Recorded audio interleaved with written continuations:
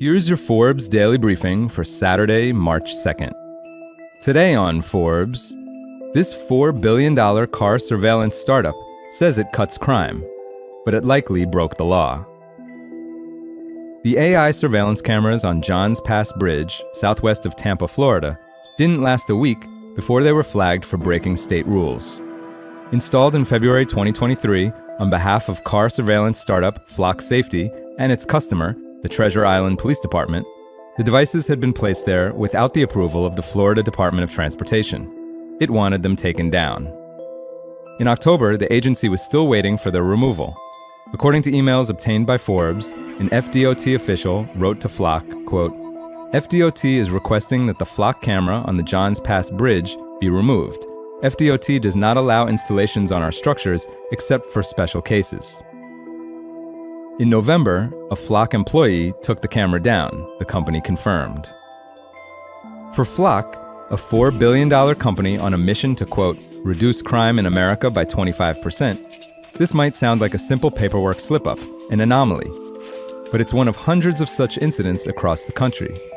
Company communications with state transportation agencies obtained via public records requests and interviews with more than half a dozen former employees suggest that in its rush to install surveillance cameras in the absence of clear regulatory frameworks, Flock repeatedly broke the law in at least 5 states.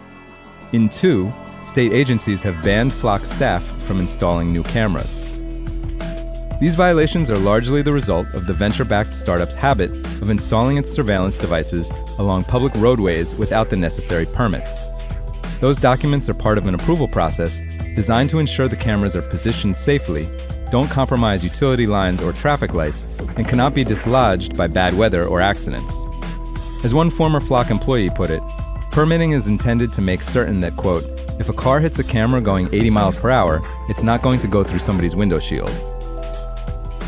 Responding to a detailed list of questions, Flock spokesperson Josh Thomas told Forbes that the company has nearly 50 people dedicated to permitting and, quote, "operates to the best of our abilities within the bounds of the law." He said that since jurisdictional boundaries are not always clear, Flock didn't always know when and where it should be applying for a permit. Thomas said, quote, "For the tens of thousands of permits we have applied for and the tens of thousands of locations that do not require permits, we've certainly not been perfect. But we try to respond and fix any issues, or we make the effort to retro-permit as needed." Founded in 2017, Flock's surveillance system uses AI to, quote, "fingerprint" cars based on make, model, and appearance, not just license plate numbers.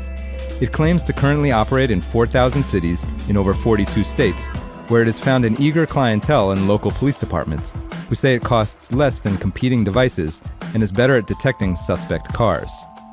A typical Flock camera system starts at $3,000 a year, considerably less than rival Motorola's Vigilant system. Since 2020, Flock has seen a stunning 2,660% spike in revenue, one that landed it on Deloitte's Fast 500 list in 2023. Flock declined to comment on revenue numbers. That spectacular growth has made investors giddy. Flock raised $100 million in a July 2023 fundraise led by Andreessen Horowitz, which valued it at over $4 billion. But the company's growth has been bolstered by unpermitted deployments. Company correspondence reviewed by Forbes reveals that Flock has deployed hundreds of unapproved cameras in Florida, Illinois, and South Carolina, where it is a crime to install devices on state infrastructure without Department of Transportation approval. And it's run afoul of regulators in Texas and Washington over permitting issues. For full coverage, check out Thomas Brewster and Cyrus Farivar's piece on Forbes.com. This is Kieran Meadows from Forbes. Thanks for tuning in.